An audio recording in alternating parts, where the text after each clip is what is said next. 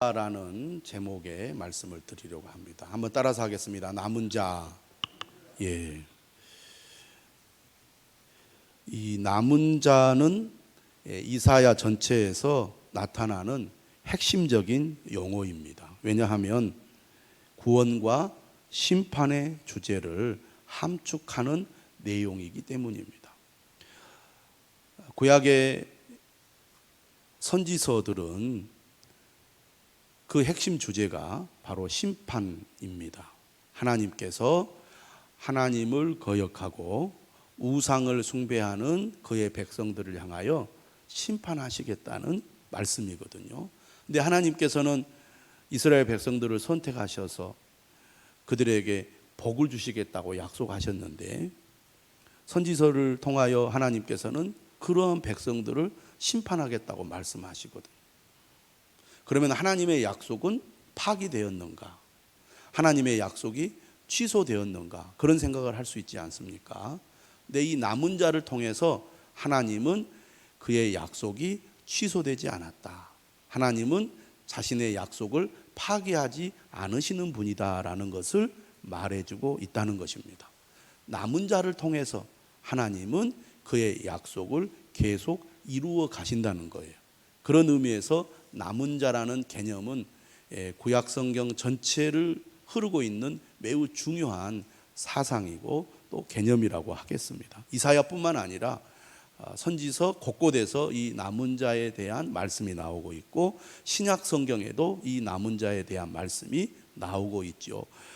로마서 9장에 보면 사도 바울이 오늘 본문의 말씀을 인용하여 모두가 다 이스라엘 백성이 아니라 하나님의 선택받은 자만이 이스라엘 자손이다라는 얘기를 하고 있는 것을 볼 수가 있습니다. 이사야 말씀을 우리가 살펴보면 1장, 2장이 서론에 해당하는데 1장 9절에 이런 말씀이 있습니다. 만군의 여호와께서 우리를 위하여 생존자를 조금 남겨두지 아니하셨다면 우리가 소돔 같고 고모라 같았으리로다. 우리를 위하여 생존자를 조금 남겨두지 않았다면, 소돔과 고모라 심판을 우리가 잘 압니다. 하나님께서 불과 유황으로 소돔과 고모라를 심판하죠. 싹 태워버린다는 것은 완전히 없애버린다는 겁니다. 남겨두지 않는다는 얘기죠. 하나님께서 이스라엘 백성들에게 심판을 행하실 때 소돔과 고모라처럼 완전히 없앤 것이 아니라 사람을 남겨두셨다는 겁니다. 이것이 바로 하나님의 마음이고 그의 백성들을 향한 하나님의 사랑이라고 할 수가 있겠습니다. 6장 13절 말씀을 보면 하나님께서 이사야를 부르셔서 그에게 사명을 주잖아요. 이사야의 소명 사건이 나오는 본문이 바로 6장의 말씀인데, 6장 13절에도 이와 같은 말씀이 있어요. 밤나무와 상수리나무가 배임을 당하여도, 이건 하나님께서 심판하신다는 거거든요. 그 구루터기는 남아있는 것 같이 거룩한 씨가 이 땅의 구루터기니라. 거룩한 씨, 이들이 바로 남은 자라는 거죠. 하나님께서 진노하여 심판을 내리시는데 완전히 없애는 것이 아니라 남은 자를 통해서 하나님은 구원의 역사를 계속 이어가신다는 얘기입니다. 그렇기 때문에 이 남은 자 사상은 매우 중요한 개념이라고 할 수가 있겠습니다. 7장 3절에 보면 이사야의 아들의 이름이 나오죠. 이사야 아들이 둘인데 그 중에 하나가 누구냐면 스알야숲이라는 아들입니다. 이 스알야숲이라는 이름의 뜻이 뭡니까? 남은 자가 돌아올 것이다 라는 뜻이죠. 남은 자가 돌아올 것이다. 오늘 본문에 보면 이렇게 얘기합니다. 그날에 이스라엘의 남은 자와 야곱 족속의 피난한 자들이 다시는 자기를 친자를 의지하지 아니하고 이스라엘의 거룩하시니 여호와를 진실하게 의지하리니 남은 자, 곧 야곱의 남은 자가 능하신 하나님께로 돌아올 것이다. 남은 자를 통해서 하나님은 그의 구원을 이루어 가신다는 거죠.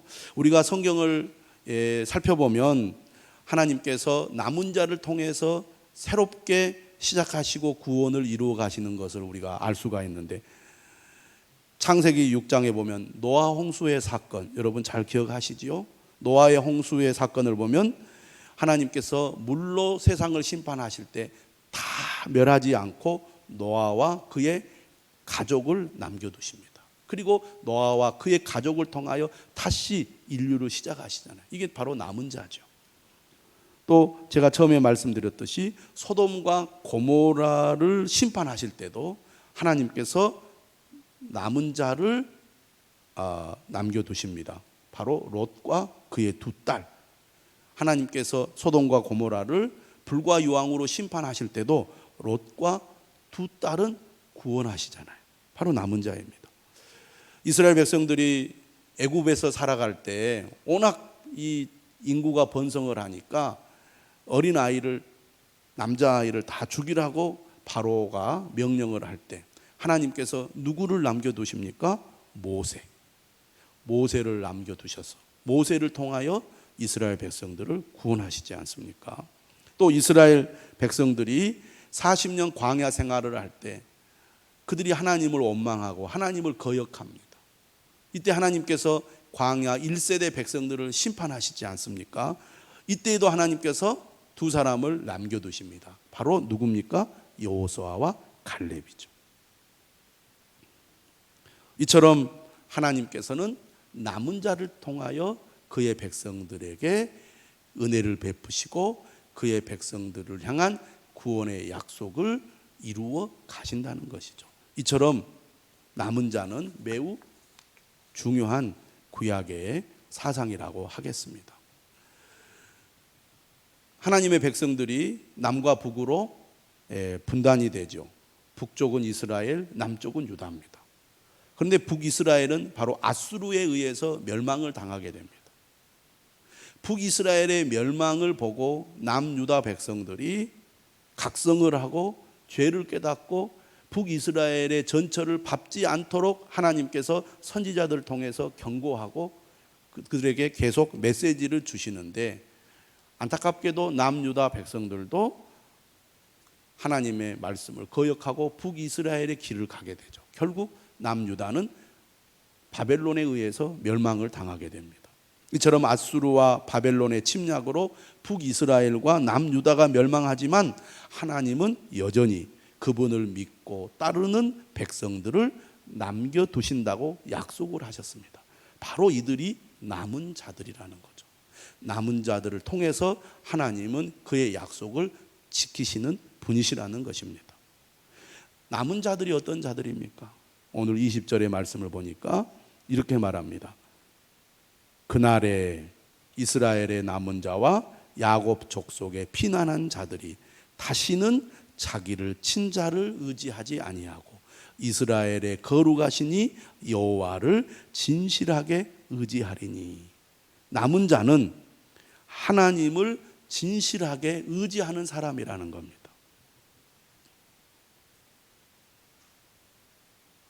이 20절 말씀에 나오는 자기를 친자는 누구를 가리켰느냐면 직접적으로는 아수르를 가리킵니다. 다시는 자기를 친자를 의지하지 않았다는 말은 그들이 이전에는 아수르를 의지했다는 것이죠. 이사야가 활동하던 당시에 강력한 제국을 이룬 나라는 바로 아수르입니다. 이스라엘이 있는 이 팔레스타인 지역은 북쪽의 아수르와 남쪽의 애굽 사이에서 늘 긴장하며 살 수밖에 없었고 강대국의 눈치를 보며 살 수밖에 없었습니다. 그러다 보니까 살기 위해서 아수르를 의존해야 하는, 아수르를 의지해야 하는 그런 형편에 있었던 거죠. 그런데 아수르를 의지하면 그들이 안전하고 보호를 받으며 그들이 잘 살 수 있을 것이라고 생각을 한 겁니다. 그런데 결정적으로 이 아수르에 의해서 북이스라엘이 멸망을 하게 되잖아요. 그러니까 내게 힘이 되고 의지가 될 거라고 생각했던 아수르를 의지하며 살았는데 그 아수르가 결국은 이스라엘을 침략해서 이스라엘을 집어 삼켜버린 것입니다. 망하고 나서야 깨달은 거죠. 아, 우리가 진정으로 의지할 대상은 아수르가 아니라 하나님이시구나. 하나님만이 우리의 진정한 의지가 되시는 분이구나 라는 것을 이 남은 자들이 깨달았다는 얘기입니다. 오늘날 많은 사람들이 하나님을 믿는다고 하면서도 하나님보다는 세상을 의지하며 살아갑니다. 이스라엘 백성들의 삶의 방식이 이와 같았습니다. 하나님을 믿으면서도 하나님보다는 세상을 의지하고 하나님보다는 우상을 의지한 거죠. 왜? 그게 현실적이고 그게 실제적이기 때문입니다.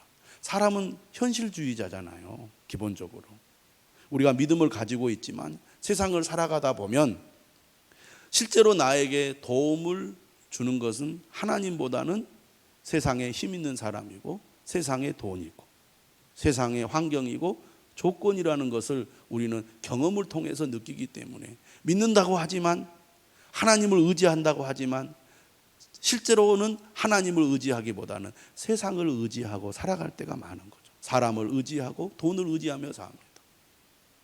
그런데 이 남은 자들은 어떤 자들이냐? 이러한 경험을 통해서 진정으로 우리가 의지할 대상은 세상이 아니라는 것, 하나님만이 우리의 진정한 의지가 되시는 분이라는 것을 깨달은 거죠. 그래서 세상을 의지하던 삶을 버리고 하나님을 온전히 의지하는 삶으로 그들의 삶의 방향을 바꾼 것이다, 이렇게 얘기할 수 있겠습니다. 오늘 예수 그리스도를 믿는 그리스도인들도 마찬가지입니다. 하나님을 믿는다고 하지만 하나님보다는 세상을 의지하며 살아가는 경우들이 많다는 얘기죠. 오늘 말씀에 뭐라고 되어 있느냐면 하나님을 진실하게 의지하는 사람이 남은 자라고 우리에게 가르쳐 주고 있습니다. 하나님을 진실하게 의지한다는 것은 무엇을 의미합니까? 믿음을 가지고 있기는 있지만 하나님이 우리의 삶에 우선순위가 되지 못하고 하나님이 우리의 삶의 첫째가 되지 못하는 그러한 삶을 살아가는 경우가 많이 있습니다. 하나님께서는 마지막 때 진실로 하나님을 믿고 의지하는 사람과 그렇지 않은 사람을 구별할 것이라고 말씀하고 있습니다. 누가 남은 자입니까? 마태복음 13장 47절 이하에 보면 물고기를 모으는 그물에 대한 비유가 나옵니다. 어부가 이제 바다에 그물을 던졌어요. 그래서 물고기를 잡습니다. 그물에 가득 찬 물고기를 끄집어내어 가지고 앉아서 이제 골라내는 겁니다. 좋은 것은 그릇에 담고 못된 것은 내버리는 그런 비유 말씀을 예수님이 하시거든요. 그러면서 이 비유에 대해서 예수님이 해석하시는데 뭐라고 해석을 하시느냐? 세상 끝날에 의인 중에서 악인을 갈라내어 풀무불에 던져 넣으리니 거기서 울며 이를 갈리라. 다시 말하면 진짜 믿는 자와 가짜로 믿는 자를 구별해 내시겠다는 겁니다. 진짜 믿는 자는 어떤 사람입니까? 바로 남은 자입니다. 남은 자. 22절에 말하죠. 이스라엘이여 내 백성이 바다의 모래 같을지라도 남은 자만 돌아오리니 넘치는 공의로 파멸이 작정되었습니다. 하나님께서 이스라엘을 심판하시는데 그들이 의지하던 것들을 하나님께서 다 무너뜨리십니다. 그러나 그 가운데 하나님을 진실로 의지하는 사람, 그 사람은 구원을 받게 된다는 얘기입니다.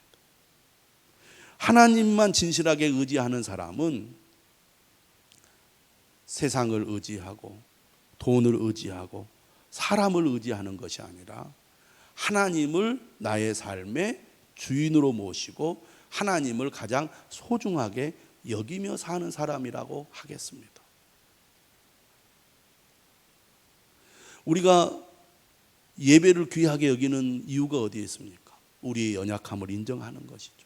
하나님만이 나의 의지가 되시는 분이라고 믿기 때문에 우리는 바쁜 일상 속에서도 우리의 삶에 여러 가지 일들이 많이 있음에도 불구하고 예배를 귀하게 여기고 예배의 자리로 나옵니다. 우리가 예배의 자리로 나오는 이유는 바로 내가 의지할 분은 하나님이라는 것을 고백하는 것이라고 할 수가 있겠습니다. 하나님만 진실하게 의지하는 사람은 어떤 사람입니까? 하나님만 진실하게 의지하는 사람은 하나님을 내 삶의 주인으로 모시고 하나님이 내 삶의 우선순위를 두는 사람이라고 할 수 있습니다. 뿐만 아니라 하나님을 진실하게 의지하는 사람은 세상을 의지하지 않고 사람을 의지하지 않고 하나님의 말씀을 의지하는 사람이라고 하겠습니다. 말씀을 의지한다는 것은 무엇을 의미합니까? 곧 하나님이 말씀하신 대로 내가 순종한다는 것을 의미합니다. 우리는 세상을 살아가다 보면 나름대로 세상의 방식을 터득하고 거기에 잘 내가 융화가 되어서 거기에 맞는 삶을 살아갑니다. 그러나 믿는 사람은 하나님의 말씀이 내 삶의 원칙이고 기준이라고 믿는 사람인 거죠.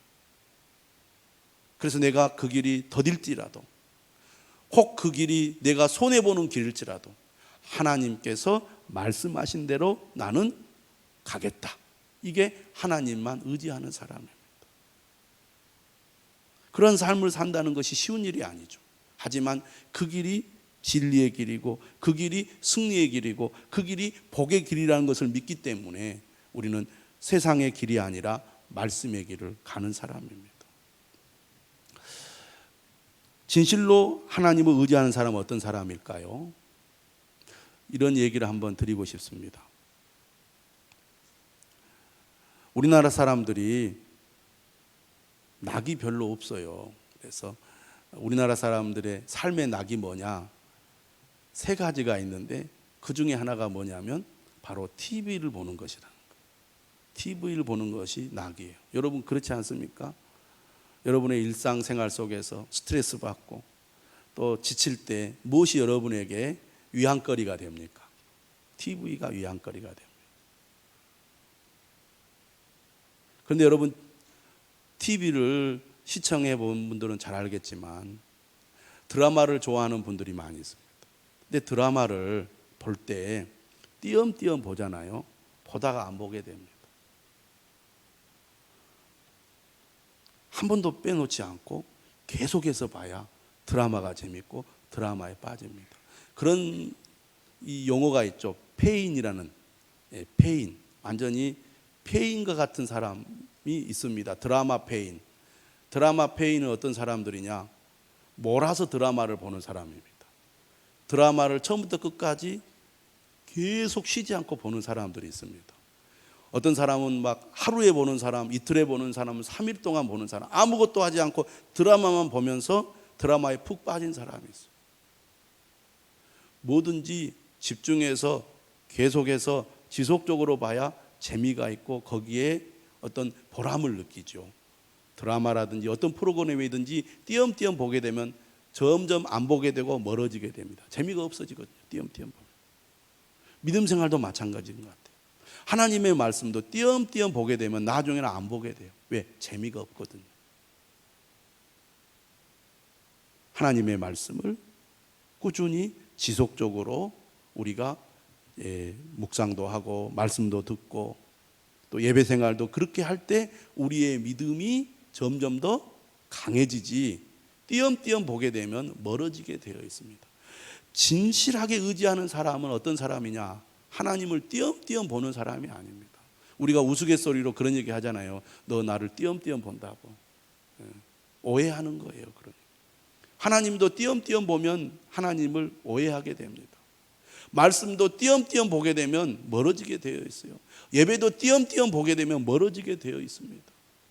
하나님을 진실하게 의지하는 사람은 띄엄띄엄 보지 않습니다. 왜? 그것이 내 생명이고 그것이 내게 가장 소중하기 때문에 그렇습니다. 남은 자는 어떤 사람입니까? 세상을 의지하지 않는 사람. 그것을 의지했는데 그것이 내게 도움이 될 줄 알았는데 결정적인 순간에 나를 배반해요. 나를 실망시켜요. 나를 무너뜨립니다. 그것이 세상의 것이에요. 그러나 하나님을 진실하게 의지하는 사람은 어떤 환난과 어려움이 오더라도 하나님은 그들을 보호해 주시고 그들을 건져 주신다는 것입니다. 바로 그런 사람이 남은 자라는 것이죠. 21절에 말합니다. 남은 자, 곧 야곱의 남은 자가 능하신 하나님께로 돌아올 것이라. 환난 가운데서도 하나님께 대한 믿음을 지킨 자가 구원을 받는다는 거예요. 유다가 환난을 당할 때 소수의 사람만이 살아남은 것처럼 전능하신 하나님을 의지하는 자들만이 고통을 극복하고 승리할 수 있습니다. 베드로전서 1장 7절에도 말씀하고 있죠. 너희 믿음의 확실함은 불로 연단하여도 없어질 금보다 더 귀하여 예수 그리스도께서 나타나실 때 칭찬과 영광과 존귀를 얻게 할 것이니라. 우리는 조금만 어려움이 오면 마음이 흔들립니다. 지금 코로나 바이러스로 인해서 믿음 생활을 정상적으로 하기가 어렵죠. 또 교회에 대한 비난도 많이 있습니다. 또 실제로 교회를 통해서 확진자들이 발생하는 그런 지금 어려운 가운데 있습니다. 이런 때에 우리의 믿음이 위축되기가 쉽고 하나님과의 관계가 멀어지기 쉽고 그런 가운데 하나님을 멀리하는 사람들도 지금 나타나고 있습니다. 확실한 믿음, 주님을 절대로 진실하게 의지하는 사람은 어떤 고난이 와도 어떤 환난이 와도 하나님을 향한 굳은 믿음을 가지고 하나님을 가까이 하는 사람입니다. 이런 사람이 나중에 칭찬과 영광과 존귀를 얻게 될 것이라고 말씀하고 있습니다. 22절에 말하죠. 내 백성이 바다의 모래 같을지라도 남은 자만 돌아온다고. 믿음의 길은 넓은 길이 아니라 좁은 길입니다. 세상의 길은 넓은 길이죠. 하지만 믿음의 길은 좁은 길입니다. 예수님 그런 말씀하셨어요. 누가복음 18장 8절에 인자가 올 때 세상에서 믿음을 보겠느냐. 갈수록 세속화되는 세상 속에서 많은 그리스도인들이 마음의 관심이 세상에 있어요. 세상의 것에. 하나님은 액세서리요. 어떻게 하면 편하게 즐겁게 인생을 살 것인가. 세상을 즐기는 데만 관심이 있고 하나님은 멀리하는 무늬만 그리스도인이지 마음의 중심에 하나님이 없는 사람이 많아요. 그러면서 스스로 안전하다고 생각합니다. 마태복음 22장 14절에서 예수님 무슨 얘기를 했어요? 청함을 받은 자는 많되 택함을 입은 자는 적으니라.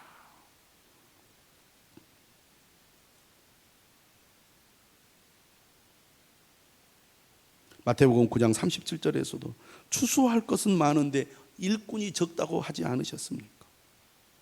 진실로 하나님을 의지하는 남은 자가 필요한 때라고 할 수가 있겠습니다. 열왕기상 19장 18절에 보면 남은 자 이야기가 나옵니다.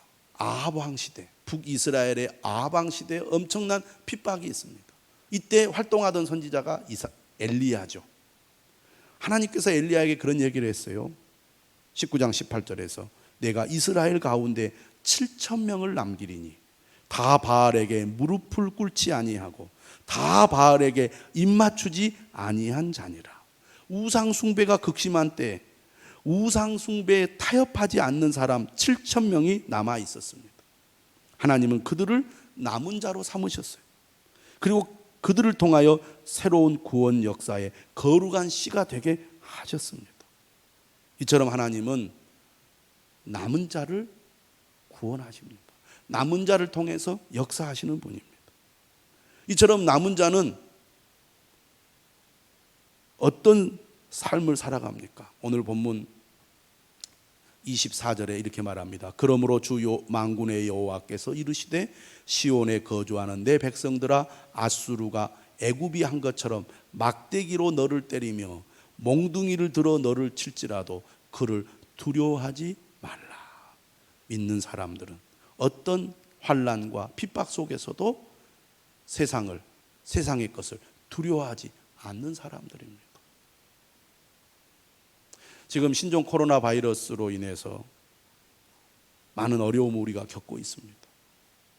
저는 이번 이런 이 사태를 보면서 인간이 얼마나 연약한 존재인가를 다시 한번 생각해 보게 됩니다. 특히 그리스도인들이 믿음을 오해하면 안 됩니다. 이런 사람들이 있죠. 우리는 하나님을 믿기 때문에 괜찮아, 하나님이 다 지켜주실 거야. 저는 이게 잘못된 믿음, 오만이라고 생각합니다. 인간이 얼마나 연약한 존재입니까? 눈에 보이지 않는 바이러스 때문에 얼마나 많은 사람들이 목숨을 잃고 있습니까? 예수 그리스도를 믿는 우리도 바이러스에 걸릴 수 있고 바이러스에 걸려 죽을 수 있다는 거죠. 그만큼 우리는 연약한 존재라는 거예요. 겸손한 마음으로 하나님의 긍휼을 구하고 하나님의 법칙을 따라 우리가 더욱 조심하고 주의해야 됩니다. 저는 그게 성도의 바른 태도라고 봐요. 방역 수칙을 잘 지키고 개인 위생을 철저히 해서 우리가 바이러스에 걸리지 않도록 해야 될 뿐만 아니라 다른 사람들에게 피해를 끼치지 않도록 우리가 더욱 주의해야 됩니다. 그렇지만 그런 가운데서도 우리의 믿음이 흔들리지 않아야 됩니다. 더욱 주님을 의지하여 주님을 가까이 하는 믿음의 삶을 실천해야 되는 것이 그리스도인이에요. 우리가 겸손한 마음으로 조심하고 주의하지만 그럼에도 불구하고 우리는 두려워하지 않고 하나님을 향한 믿음을 절대로 늦추지 않는 것, 이게 그리스도인의 바른 믿음의 태도가 아니겠습니까? 비록 믿는 자들이 고난을 겪지만 그럼에도 불구하고 두려워하지 않는 삶, 이게 그리스도인의 삶이에요. 25절에 그러잖아요. 내가 오래지 아니하여 네게는 분을 그치고 그들은 내 진노로 멸하리라 하시도다. 아수르가 유다를 공격했지만 이로 인하여 유다 백성들이 많은 고통을 겪지만 하나님께서 오래지 아니하여 하나님의 분노를 그치시겠다고, 그 고난을 지나가게 하시겠다고 그렇게 약속하고 있습니다. 오히려 유다를 침략했던 아수르를 하나님께서 멸하시겠다고 말씀하고 있는 거예요. 우리는 이 약속의 말씀을 믿고 우리의 삶에 어떤 어려움이 있더라도 고난이 있더라도 그것이 오래지 않아 끝날 거라는 확신을 가져야 돼요. 그래서 믿음으로 고난 속에서도 우리는 담대하게 하나님을 진실하게 의지하는 삶을 살아야 합니다. 거짓된 믿음으로 세상 사람들과 똑같이 세상의 것을 즐기고 세상의 것을 추구하는 그런 사람이 아니라 진실하게 하나님을 의지하는 가운데 하나님을 가까이 하고 말씀대로 살아가는 그런 믿음의 사람이 되어야 한다는 것입니다. 사랑하는 성도 여러분, 하나님께서는 오늘도 남은 자를 찾고 계십니다. 그리고 남은 자를 통해서 새로운 역사를 이어가십니다. 이 시대 남은 자가 되시기를 바랍니다. 우리 교회 성도들이 남은 자가 될 수 있기를 바랍니다. 이를 위해서 우리는 믿음을 굳게 지켜야 하고 세상과 타협하지 말아야 할 것입니다. 우리 모두 하나님의 남은 자가 되시기를 주님의 이름으로 축원합니다.